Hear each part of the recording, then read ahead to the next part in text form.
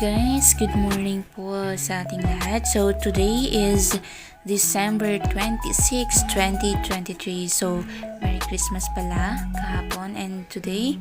So ngayon maglilinis ako. So samahan nyo ako habang ako ay naglilinis or tinatanggal yung mga dumi-dumi sa halaman ng lola.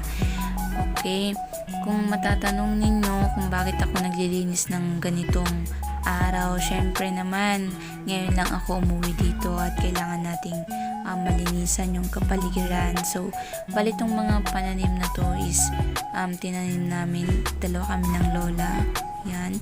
Kaso nga lang hindi na siya masyadong naalagaan kasi hindi na masyadong nakakagalaw ang lola. So yan, tutulungan ko siyang maglinis. So itong part na to, sa labas po ito ng gate, kaya madami kayong nakikitang mga tricycle and mga sasakyan sa labas.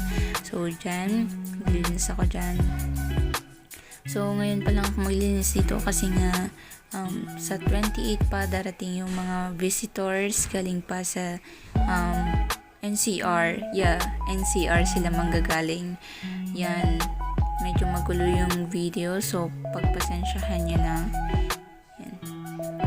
Yan, magulo yung buhok ko dyan kaya inayos ko muna. Naglalaylay kasi. So yan. So bali dyan pala, kasama ko yung aso, hindi lang kita sa video. Kasama ko sila na naglilinis. Naglilinis, nakikipaglaro sa akin. Ayaw nila umalis sa tabi ko pag naglilinis. Kung saan ka, andun din sila. Hindi sila umaalis. So dito naman tayo sa part na to, sa may malapit sa gate. Ayan, di ba ang galing ko maglagay ng ng phone sa may bulaklak. Hindi ako masyadong kita diyan.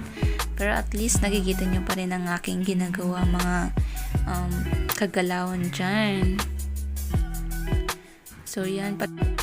So yan guys, hinahakot ko na po yung mga winalisan ko dyan na tinatapon na para matapos ko na yung paglilinis dito.